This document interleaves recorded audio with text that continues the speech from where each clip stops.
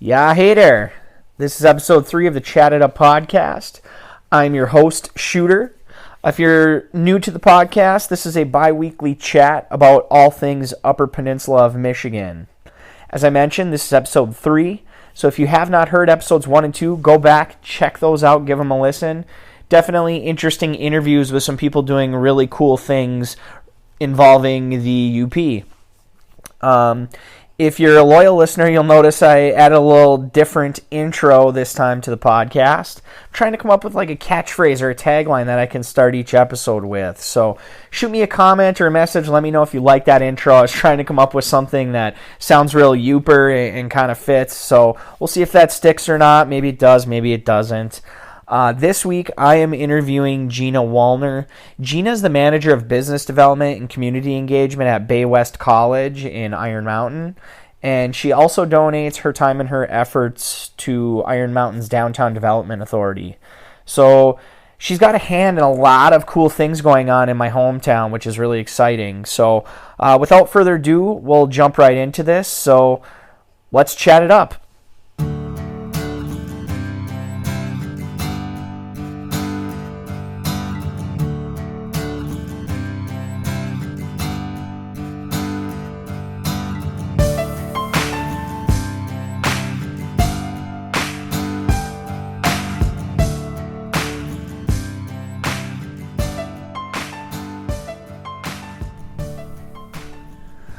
Okay, so I am here with Gina Wollner.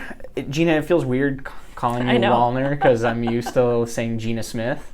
For everybody out there listening, that's Gina's maiden name. Gina and I go way back. You're class of 2006, correct? I am. Okay, so we both graduated from Kingsford High School. She was a couple years behind me, but we ran in very similar circles and hung out with a lot of the same friends.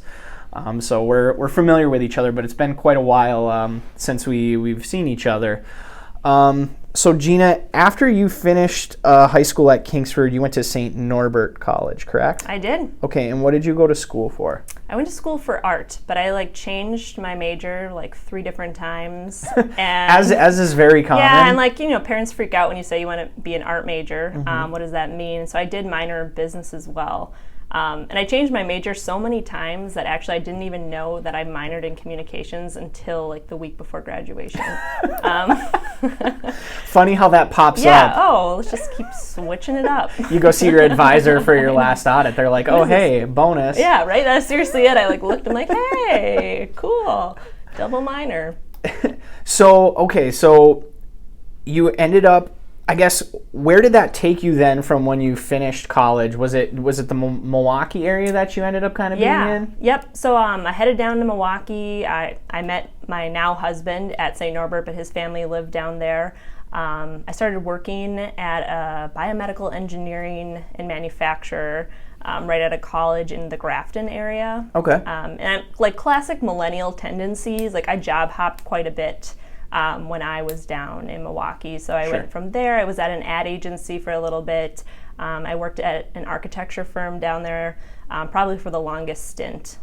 So we bought a condo downtown Milwaukee. Oh, wow. Yeah, it was Milwaukee's awesome. It was really right? good. It was good. Okay, so fast forward a little bit. You're now back in our hometown of the Iron Mountain Kingsford area. What prompted the move back from Milwaukee? Yeah, well, we were coming up here probably maybe once a month, and every time we came up here, we'd be driving back down to Milwaukee and just saying oh man, that was fun. And it wasn't even just summer. I think sometimes people think summer in the UP is just awesome. Right. But it was winter. We were going snowboarding and skiing in the winter time. And we started having the conversation of what if we do move up? This would be a really great place to raise a family. And then it kept getting more, the talks about that kept getting more serious. And then it was to what would we actually do up here? Sure. How do we make this happen?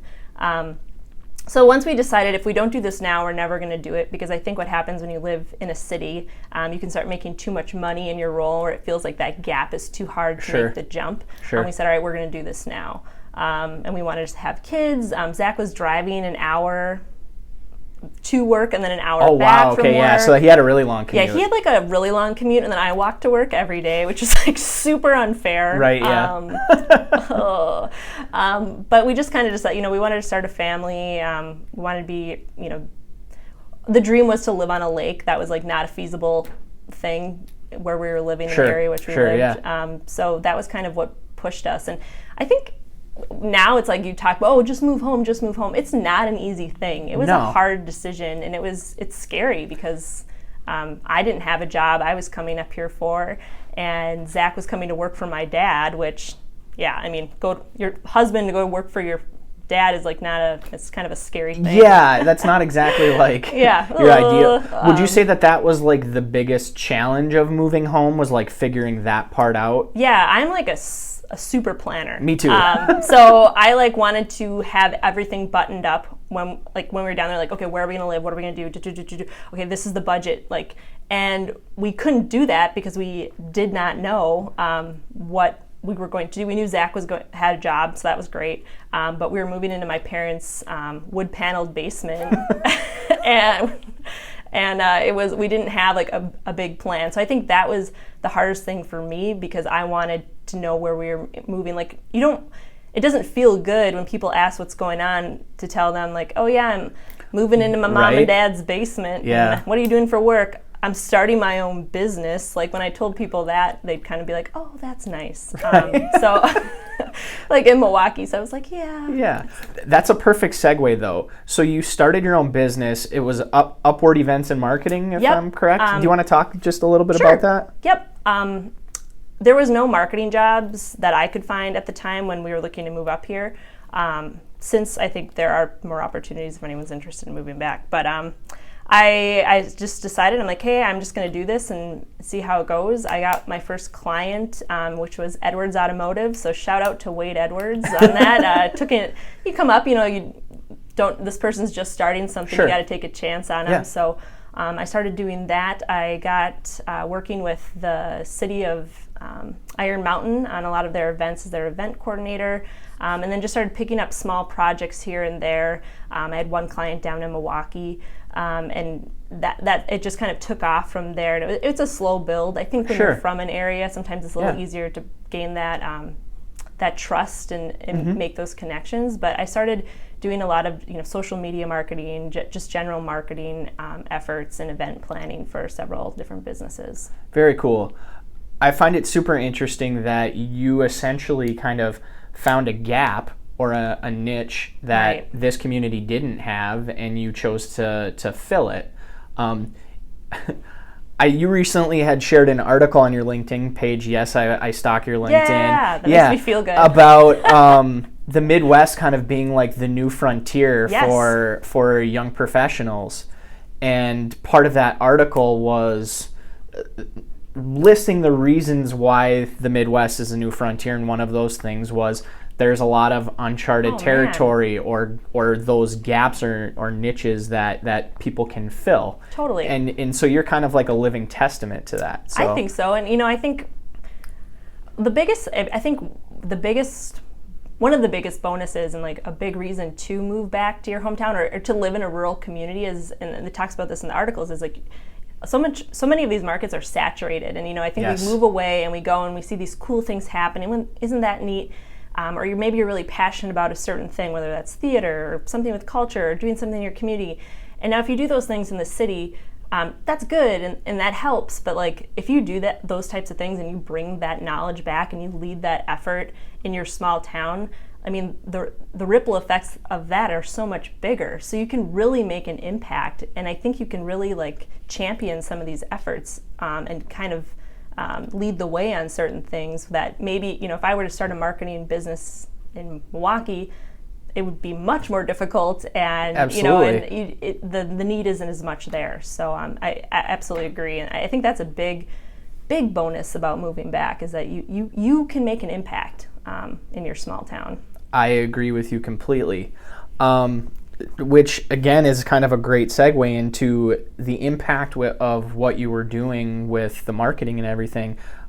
I would say, at least in my opinion, kind of dovetailed into what you're doing now at Bay. Yeah. So for those unaware, Gina, well, I'll let you describe it. So Gina basically now is working for Bay West, which is a community college here in Iron Mountain, and so I'll tee it up. I'll let you explain exactly what you're doing. Yeah. Well, I had a baby, and the whole issue of benefits came up, and it became funny really how that happens. amazing. Yeah, that would be nice. And this position opened up, and when I was living in Milwaukee, I think I was going to end up working at a community college. No, not really. I applied for this job, I got it, and really what I'm doing now is there's two different areas. One is the non-credit training. So if you want to take a belly dancing class, I will set up a belly dancing class as long as I can find a teacher and the number of people to fill it. Sure. Any kind of non-credit training, but more so that, but also trying to help the businesses. We have in Dickinson County a huge number of manufacturers. We have a ton of industry. Absolutely. And it's amazing. And so just trying to support them as they grow on what, training up. I guess what I've found is soft skills and leadership skills are a huge need. So I've been doing a lot with that. Sure. But even on the manufacturing side, blueprint reading refreshers, different non-credit trainings, and then just trying to bridge that gap from high school to the workplace, which kind of goes into the second part of my job, which is community engagement. In Delta County, Bay College is very immersed in the culture there. I think it's 60% of Escanaba seniors go to Bay College. Yeah. The penetration rate is 35%. In Dickinson County, it's under 11. Wow. So there's huge opportunity to really get us involved and help these kids out. So it's really just trying to make Bay more top of mind, get people aware of the opportunities that are available by coming here. Even if you just come for a year, use it as a launching pad, or if you're pursuing a 2-year degree or certificate. So it feels good because in education, I think so often in business we're trying to find our why, but in education it's right there. And for me, it's super rewarding because we're trying to help the community and these students. And so it's a good gig. I wish, looking back now, obviously hindsight's 2020. I wish I had done a year or two. Oh man. Mostly from a financial standpoint. Oh, yeah, totally. Don't get me wrong, I loved my college experience, I'm with you. But looking back now as I'm paying my student loans and different things, I'm man, 2 years of going to Bay would have really helped me out in the long run. Absolutely. And I think my nose was in the air when I was a senior. I wanted to go away. I wanted to be able to tell people I'm going here. Yes. But I think and now as I sit here paying off loans, it's oh my gosh. And I do think as parents are having, our age, you don't want that debt for your children. So you want to tee them up for that success. Yeah. So I think, I try to tell when I do talk to the students, which I don't know if I'm totally qualified to do sometimes. I'm not recruiting. They're probably she said what? But you want to make them aware of the cost savings. And two, one thing, as we partner with the businesses, gosh, the internship opportunities. If you're interested in pre-engineering and you want to go on to a 4-year university to get that engineering degree, we have all of the classes here. You can come here for 2 years. Yeah. Save $30,000 and then intern at one of the 7 businesses we're working with. Sure. And all of your credits will transfer up there. And it's you're going to save so much money. You're going to make money. You're going to build relationships. Yeah. And then sometimes, if you're a good fit, they'll even pay for you.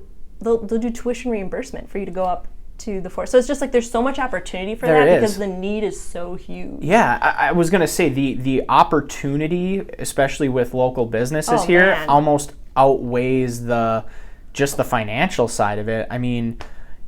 There's so many manufacturing jobs around here, and these companies are looking for people. You see in the major news outlets talking about how there needs to be a focus again back towards trades and people that work with their hands, and not everybody needs a 4-year degree. Right. And Dickinson County is a living, breathing example of that. Yes. There's jobs to be had everywhere, and there's not enough people to fill those positions, correct? Correct. At least that's the gauge that I get from the outside looking in. Oh my gosh. So in the next 3 to 5 years, we're going to have 650 new jobs just in manufacturing. Our unemployment rate is at 3.8%, which is 17th out of 83 Michigan counties.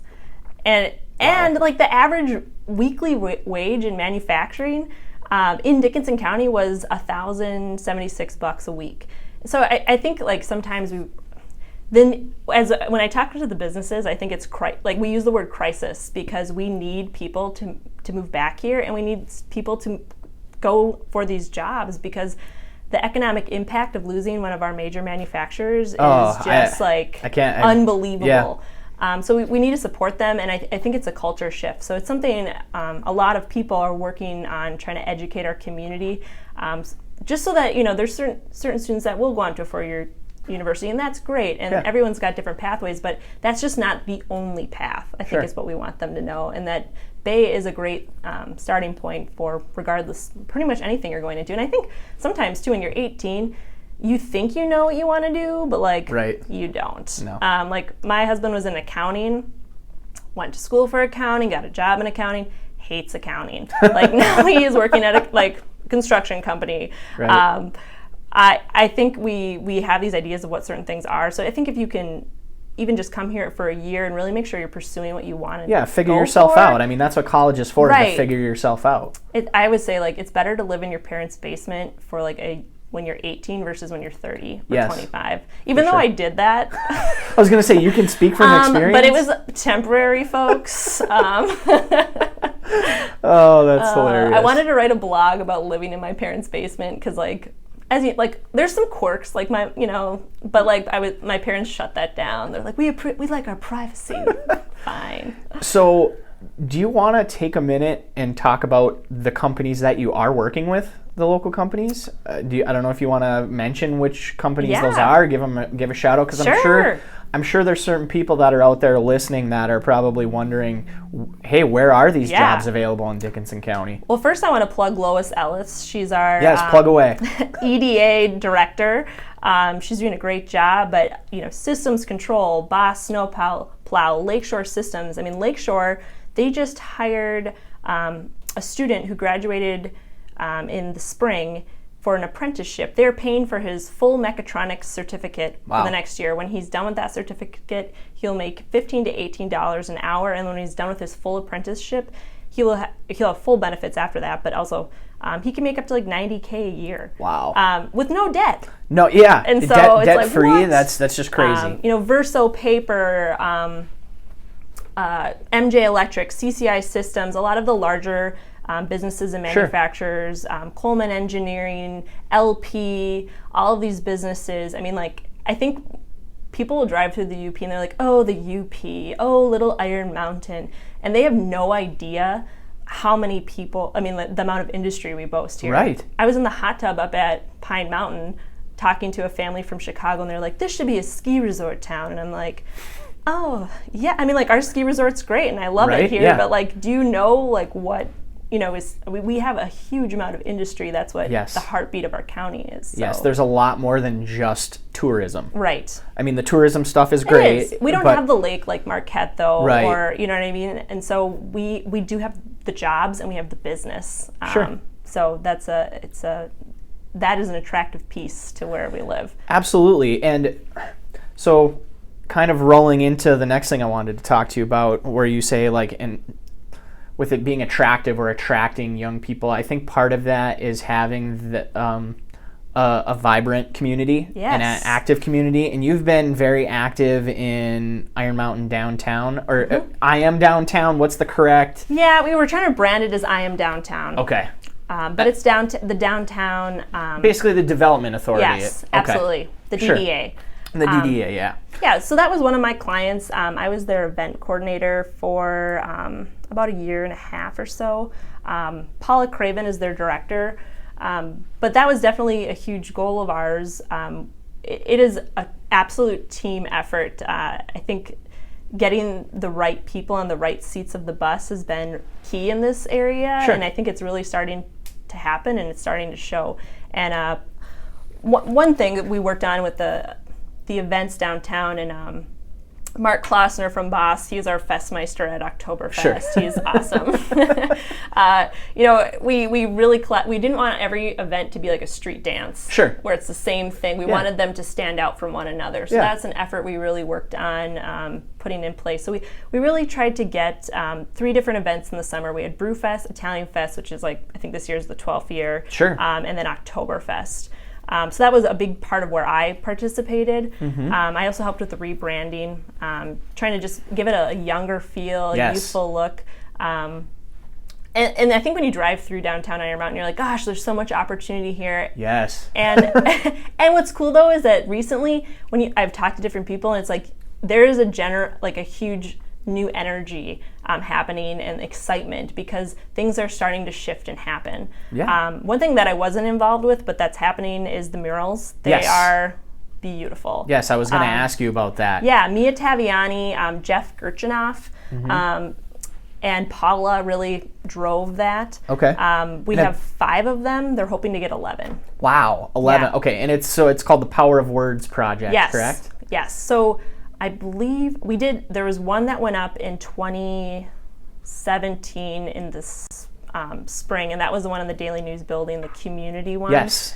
And then recently there's 3 done, and that was through QPAD. They helped support that. But basically they put out a survey, and the community votes for a word. Yes. And they find these kind of different pockets, these dark spaces that they want to brighten up. And I think it just... We were talking about, they talk about the word and you think about how it's going to look. I mean, these are true works of art. They are beautiful. I've seen photos. I'm hoping actually today, weather permitting, it might rain, but I'm hoping to actually check them out today. Yeah. And I think another really cool part about it is that it's kind of like a walking tour. They're all within distance. They're walkable. It was like placemaking, right? Yes. So we want people to walk through our downtown. We want to have that life, that movement, and I think that helps accomplish it. And then this summer, we've already had Brewfest, but we have Italian Fest and Oktoberfest coming up, and Amber Pip has taken on. Yeah, shout out to Amber. Amber, yeah. I remember Amber from back in the day, and also shout out to Megan Bloomquist too. Yes, and she's our chair. Yes. That's the thing is we care, and we're trying to make a difference. And what's cool about the events is when you start doing something, and then I was ready to be done. I was kind of burning out a little bit. Sure. The fact that Amber has taken the ball and is elevating it even more and has new energy and is just making these events even better. So it's really cool to be a part of that. And the Bloomquists, gosh, both Megan and Kyle are just awesome. So there's a lot of really good things happening, and I think businesses are starting to move downtown. Erickson Jewelers just opened up. Yeah, I was going to ask you about that. Yeah, they just. Oh my God, beautiful! If you haven't had a chance to go through there, I mean, it doesn't. And when you talk about it doesn't feel like Iron Mountain. It feels like you're in a big city. These historic redevelopments are amazing. Same with Organic Grounds. That's opening downtown. That's going to be an organic coffee shop. Oh, very cool. Bakery. So I think in small towns things happen slowly. And that can be frustrating. Right. But I do think there's been an increase in movement in the last year and a half or so. And it's fun to be a part of it, and it's fun to see it because to me it's tangible. I can feel it when I'm downtown. I'm like, yes, it's happening. We're doing it. Absolutely. So it's a good thing. Not even just the festivals, but there's a farmer's market now that's downtown. Farmers markets are every Saturday morning. There's also the Out to Lunch program. I was just going to ask you about Out to Lunch as well. So that's Out to Lunch operates separately from the DDA, but it's hand in glove. Yeah, they're hand exactly. So they every Thursday we have food vendors that are right downtown by the stage, right across from the library, and there's a musician that plays. You can go get your lunch. You can listen. People bring seats. It's just another aspect of building that community, that getting people downtown. So yeah, I think that's all of this stuff combined is just awesome because. My I don't want to say my memories of Iron Mountain because I'm here so often visiting, but the last that I lived here was in my mid-20s when I had just finished up college, and it was just constantly having this feeling of there's not really a whole lot for young families, young couples, even just young people in general. There's not a whole lot to do besides going to the bar. Right. And so seeing all of these different events and different things that are now driving foot traffic downtown, there's things to do. It's an awesome step in the right direction. I seriously, like, when I see certain people, I want to, like, high five them on the street and be like, yeah, man, like, we're doing it. Because it's like, I feel that way. And you know, not one person can do it. It's like there's all these different people that are contributing in different ways. I mean, the Y is being renovated. Yeah. Downtown events and redevelopment. You know, certain buildings have been purchased, and you know, it's exciting. And I just feel like, you know, you come in and you know you want it to go a certain way, and I feel like we're going in that direction. Absolutely. So. The Browmart Theater? Oh my gosh, thank you for bringing that up. Yes, they're trying to renovate the Browmart. I mean, I remember when I was just talking with Will on the last podcast, that's the first place I ever watched a movie. I can remember going to the Browmart as a kid, and it was beautiful then. Right. And then it was like a haunted house for like... Yes, for like ever. And now it's kind of like the phoenix rising from the ashes, and they're, you know... adding some art and culture to the city of Iron Mountain. Yes, and like the recent, our theater group that's put on some recent productions has been just doing an awesome job with that. And now they're doing old time movies there, so you can go and watch on a very reasonable deal. And I think that there's some really cool other aspects to it coming up as well. And they were trying to get different bands in there, so I think, you know, it's easy for, you know, you get into the groove of what your life is, and like if you have kids too, it's like, oh, family, this and that, and it's like, oh, there's nothing to do here, and it's like, no, there's actually a ton of stuff to do here. And even our library, oh my gosh, that's been being renovated, and they're doing events for kids and families. So I really do think there's a shift in, like, I always feel like there's something going on like every weekend, and even during the week, like there's something for children. You could find something to go take your child to. So well, and now isn't there, I mean, there's always been like the Norway Classic race and different things, but now isn't there even like a half marathon or a marathon that? Yeah, the Iron Mountain Road and Trail. Because that's newer. I mean, it's not brand new. And I'm not as involved with that, but I know that has been, I mean, gosh, we did it the same weekend as Oktoberfest last year. And which I think is a good fit. But well, I think we switched it because I think we wanted to spread out, you know, we want people constantly coming here, and so we spread it out. So I think it's on 2 different weekends this year, and it was just like we had the farmers market, Oktoberfest, and the race going on in one day. Oh yeah, that's all. Okay, so yeah, that's a lot all for one day. It was, like, especially right downtown. But they have the Moochathon, and it really is a cool piece, and I know that continues to grow, and even the marketing materials around that have been just phenomenal this year. So I think a lot of good things happening. I don't feel like we're short of events in this area. Yeah, the vibe that I get now with downtown Iron Mountain, it brings up a lot of nostalgia. And when I say nostalgia, I think of the Gus Macker days. Yeah. Which anybody that's ever been to the Iron Mountain area when Gus Macker was like the event of the summer, you'll remember Iron Mountain downtown just being full of people, and a lot of shops and a lot of foot traffic, and just like I said, a lot of nostalgia there. So I've got those kind of good feelings now when I think of what Iron Mountain downtown is heading back towards. And when I say back towards, because it's not always necessarily a good thing to go backwards, because we're really kind of, you know, pressing forward, but it's a turn back towards making downtown a thriving living place. Right, you know, and getting people just down there. And you know, it kind of went another piece with the economic development group that I'm a part of, and I'm just having friends that are business owners. It's like shopping local too. I think we hear a lot about that, you know, shop small business Saturday, buy local. But really, I think when you live in a small town community and your friends are business owners, like, you want to support them. That goes a long way. So there's the Loyal to Local campaign that's going around. Yeah, I saw the sign out front. Yeah, so it's really just, obviously people are going to buy online. I do. Right. I mean, everyone does. I just bought a dress from J. Crew like yesterday.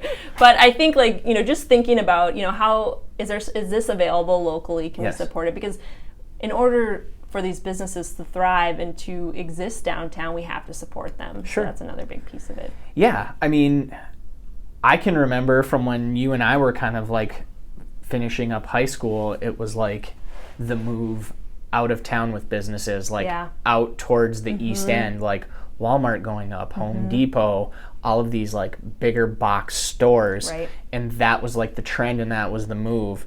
And it's like now everybody kind of having that hindsight and looking back, bigger picture, because I mean, it's been almost 15 years at least since I've been out of school. I don't want to date myself too much, but now I feel like, crystal ball, everybody's realizing, hey, let's kind of bring it back into downtown. Let's make downtown not just a corridor to get through to the big box stores on the outside of town. Yes, I agree. And I think too, as we think about Dickinson County as a whole, when you bring these businesses, if you're trying to hire someone and court someone to move here and live here, to work here, you want that engineer to come back, or that quality person.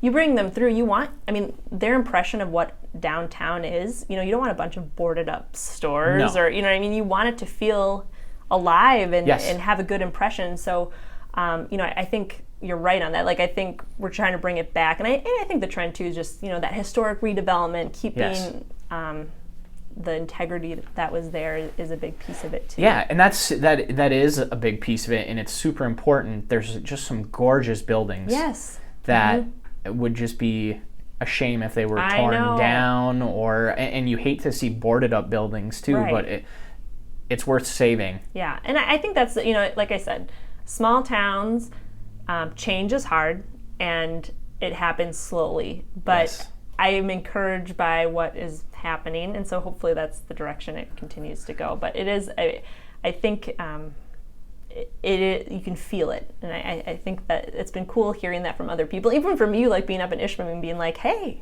what's going on? It's like, yes, Scott, like, you've heard or seen, and that's encouraging. Well, and I kind of have a unique perspective of, I'm right outside of Marquette. I work in Marquette, so I commute in every day. So, Marquette is a prime example of a small town doing what you guys are in the process of doing. It wasn't all that long ago that downtown Marquette, it's hard to imagine this, but downtown Marquette, there were a lot of boarded up shops. It wasn't thriving and bustling the way that it is now. But through community involvement and a DDA and being open to change, I mean, Marquette is thriving now. Right. And I think we talk a lot about Marquette and want, that is, we're all in this together as the UP, and like we really want this to become a destination. Yeah. And so even people going up to Marquette might stop here, for a beer or this or that. Absolutely. So I think you're absolutely right. And I think the biggest thing is just, we have all these different pieces, but I think the collaboration that's happening is really encouraging, and that's the key to it all. I think. Right, I agree, and the businesses too. I think they get it, and on the talent side, I think what was happening is, you're worried about filling your positions and proprietary information, and I think that a lot of those like walls have come down, and everyone's talking because we realize this is a problem for everyone, and we really need to develop this whole area. Yeah. And so I do think just getting the people in the right seats on the bus and like getting the energy up has been a good thing. So we do look at Marquette as an example because you guys have done it and it is working, and we want to go in that direction, I think. Absolutely. So to kind of circle back just a little bit, you mentioned Italian Fest, because that's coming up really soon. It is. It's on August 18th. And that, I know they're looking for volunteers still. Okay. So if anyone's looking to volunteer at Italian Fest, it's free entry with the volunteers. So. Good food, beer, there's usually good music. It's always a good time. It is. And that one's been, we have a strong Italian heritage here. Yes, the north side of Iron Mountain was steeped in Italian history. And I remember being in Milwaukee and telling people that, and they're like, huh? Because I think a lot of times, Finnish, that, and that is very true. We still have that here as well, but we do have a strong Italian presence here. So that's, I think, where Italian Fest, budded out of. And right? I mean, we have bocce courts here. We do. I mean, beautiful ones, and there's a regular league. I mean, you know, it's. And I mean, like Italian supper clubs. That's the other thing too. Like, you want some roasted chicken and spaghetti? Like, we've got options. Right. Yeah. People ask me that all the time about like, oh, I'm stopping through Iron Mountain or whatever. What's a good place to eat? And I'm like, well, if you like Italian food, yes, we've got a ton of it. That is so true. Yeah, and I even remember like. I did like a Youper box for a boss one time because even when I lived in Milwaukee, I was like very proud of being a Youper. Sure. So people knew this about me, and like when my Christmas gifts were like pasties and like spaghetti sauce. Awesome. Because you know, that was what was up here. Was it Crispina's It sauce? was, yeah. Very nice. And actually, I don't want to like, somewhat of a dream of mine. It is not like on the board, but if you go to Crispina's and you order the Gina special, they will know. Wow. Okay. So insider tip. Yeah. Okay. It's pretty delicious. And then, so after Italian Fest, the next big one you said is Oktoberfest? Yes. And that one, that was the one that we kind of, I think this will be the 4th year that they will have been, we've been running this event. And this one has just been fun. Coming from Milwaukee, there's a strong German heritage there. And so this one has been a fun one to kind of put new things into. We've been doing the Stein holding competitions, and you can buy the big glass steins and drink out of those. You know, we don't have as many for the Italian Fest, we have a ton of Italian restaurants to pull from. So finding Oktoberfest food vendors, things like that, has been more of a challenge. But it is a lot of fun, and just the polka music and all of that. So excellent. So one other thing I kind of wanted to talk to you about is not even so much related to Iron Mountain, but more so just yourself, because I feel like there's probably a lot of people out there listening that are similar to you. And by similar to you, I mean have a successful career, you've got a baby, you know, so you're a mom, you're a wife, you've got your family, your job, you've got all of this stuff that you're involved in. How do you juggle that, or I shouldn't even say juggle, how do you manage that on a day-to-day basis? Yeah, that's a really good question. So I guess one piece of it is, and this is also, you know, I guess talking about moving home, is it takes a village. Yes. And I am very grateful to my family, especially my mom. She helps us out a ton and watches my daughter 2 to 3 days a week. Yeah.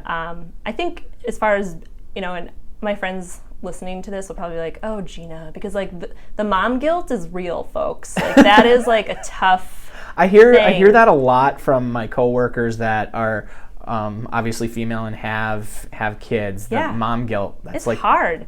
And one thing I think that has helped me with balance, and I will teeter one way or the other, is I really like my job and I like to work. And like sometimes I think as women we're taught to feel bad about that, and I have decided not to. So like I really like what I do. I think it's good for my community. It makes me feel good, and it gives me a good sense of self. But I think just learning to be okay with that is a big piece of it, because I think sometimes it feels like bad to say that.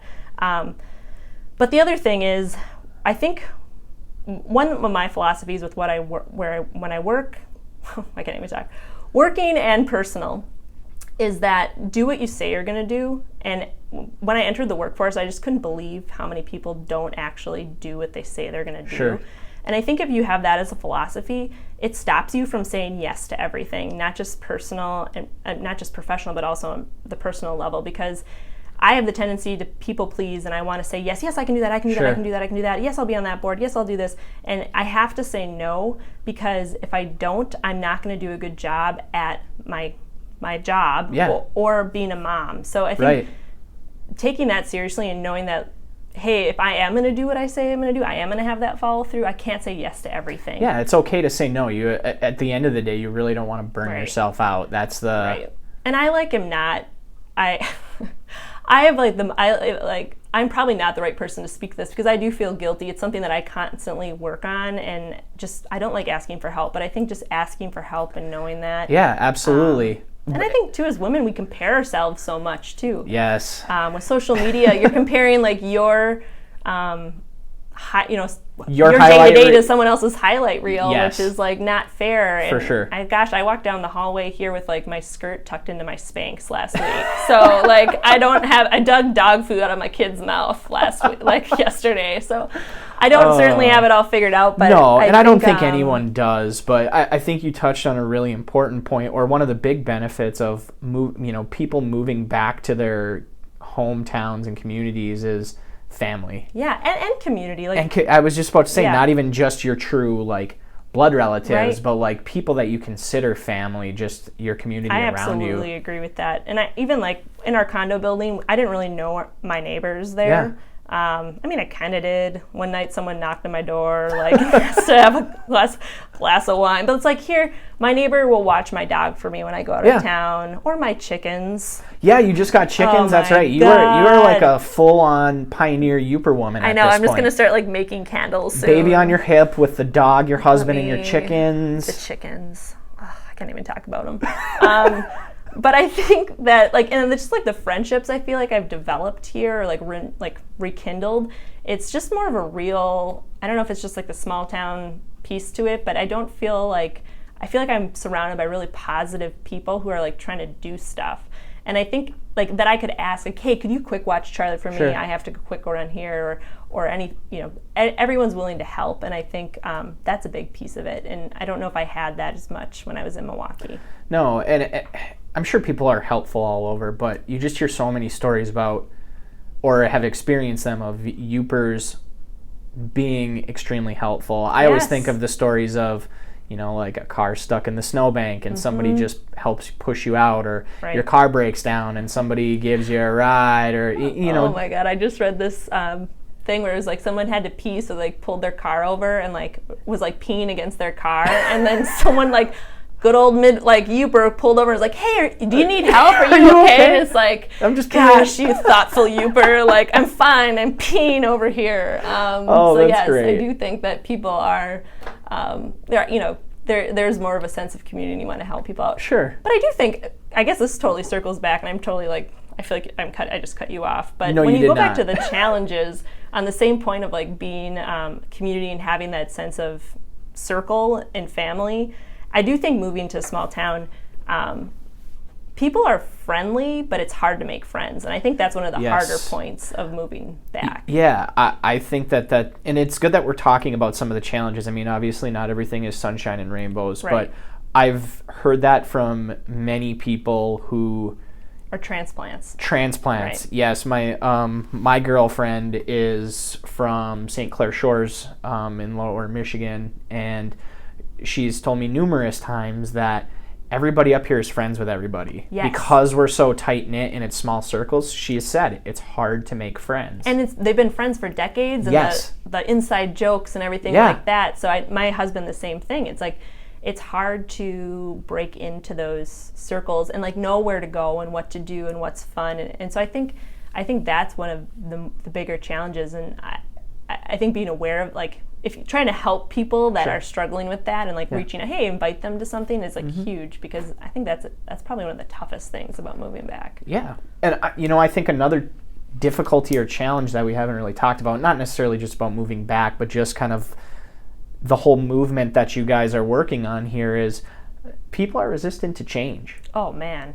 Especially in a small town, because you've got these small, tight-knit communities that cling very tight to their traditions and their heritage, and this is the way we've always kind of done things. Right. Oh, that makes my ears bleed. Right? And so now you've got these young millennials coming back into town with all of these awesome ideas, and not every single idea is great, but at least fresh ideas and a willingness to change, and that from what I can tell, obviously there's some pushback there. Absolutely. I think what I've found, if you respect the fact that sometimes other people have tried this and it's failed, but why did it fail? Yes. So I think being respectful of the knowledge that people have, that they can help you not to make the same errors. But I mean, that is absolute truth. And even we changed a singer one time for Italian Fest, like a singer for like a slot, and upheaval. Oh boy.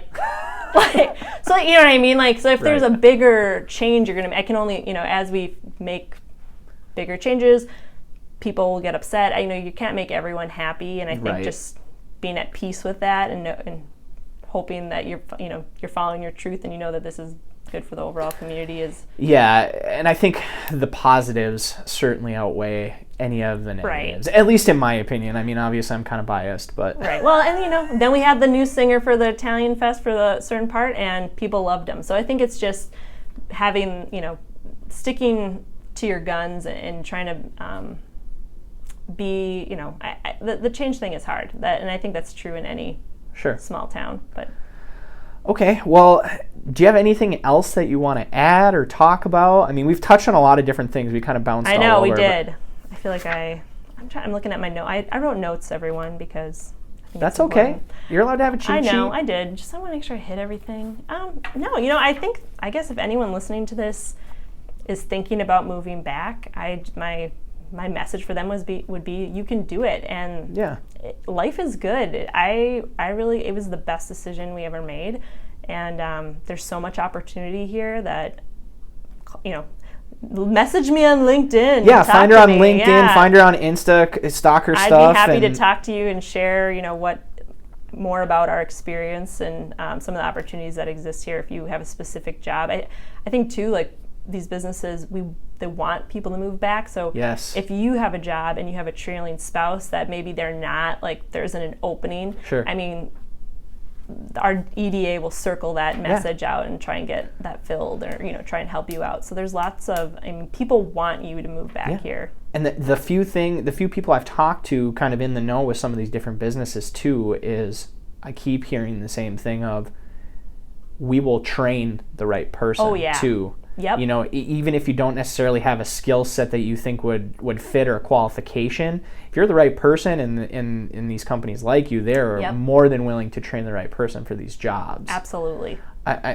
Another thing real quick before we wrap this up. I know, I just want to keep talking. I know, about right? Yeah. The other part of the attractiveness of moving home here that I've noticed, and a big difference from the Marquette area too, is the real estate market here is incredible as far as awesome homes, really reasonably priced. Marquette has such a real estate bubble where it's getting harder and harder to afford to live in the city of Marquette for middle income. Sure. I'll say there's a dire need for middle income in the Marquette area. And I'm on social media a lot, and I follow a lot of different real estate websites because I watch way too much HGTV. so then I like looking at different houses and things. You think, I could get chickens, and then you're like, why did I do that? Yeah. So, from that, like I said, I follow a lot of different like real estate companies, and so then I see the listings that get posted, and some of the houses that I see get posted here are just gorgeous, and they're really reasonably priced, and I just think this is a great spot where if you can find the right fit at one of these companies, you can really have a quality of life that's second to none. Yeah, I mean, when we moved up here, we had a condo downtown. I can tell you that it was not very big, and now we are living in a home that is significantly larger. We have 10 acres. We are right next to the Menominee River. Yeah. And we are paying as much or if not less than what we were paying in Milwaukee. Oh, I can't. I would believe that all day long. It's just another one of those benefits to moving back to your hometown, moving back to the communities like Iron Mountain, because there's communities all over the UP that are in a very similar boat to where Iron Mountain's at. Well, and I think too, you think about cost of living. So like you're making this much in Chicago or Milwaukee or where, if you live in a city, I remember coming up here and getting a steak, a side of spaghetti, a salad, and a dessert for like $9. Right. And like family that comes up from Milwaukee come up and they're like, how much is a beer here? You're not spending the kind of money that you're spending down there on a lot of the other things. So I do think that, it's just the cost of living is different up here. Totally.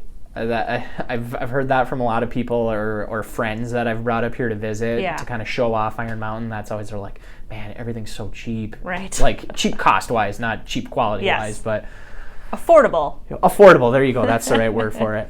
All right. Well, I don't really have anything else to touch on. This was awesome. I feel like super honored to be on your podcast. Well, thank you. I'm only 3 episodes in, and you seemed like a perfect fit. I know when we first talked, you were a little bit hesitant, but I think this was great, and you're doing a lot of great things for our hometown. So thanks, Scott. All right. Well, that about does it. So I guess we'll just wrap things up here. So thanks again for coming on the podcast. Okay, that'll wrap it up for episode 3 of Chat It Up. A few takeaways from my chat with Gina. First one is I have all of the respect in the world for her. Moving back to your hometown from a city, as you know from the interview, is not an easy thing to do.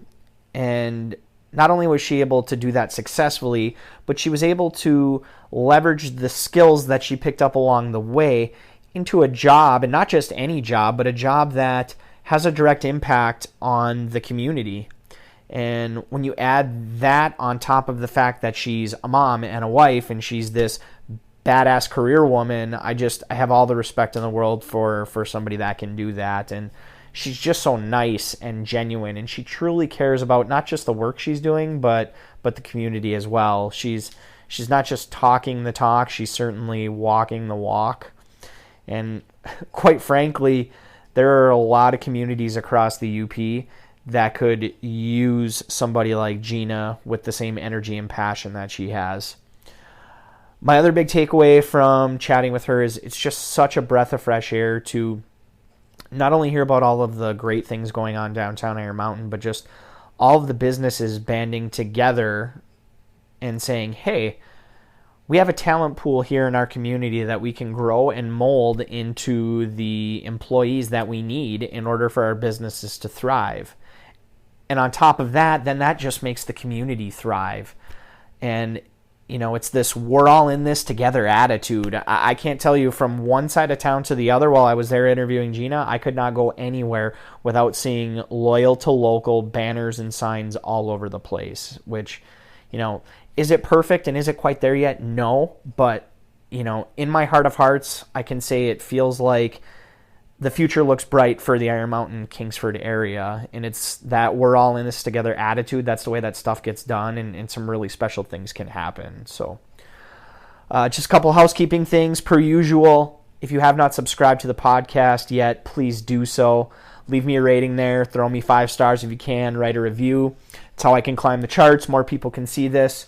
Please pass it along to your family and friends. Share it with anybody you think that might like to listen in. Follow me on social media, Facebook, Twitter, Instagram. Just search Chat It Up Podcast. You'll be able to find me. Leave me some comments and messages. I love all the dialogue and the things that I've been getting from people so far. We're 3 episodes in, and this just keeps getting better and better. So that'll wrap it up here for episode 3. And as always, guys, keep your chin up and your eyes forward.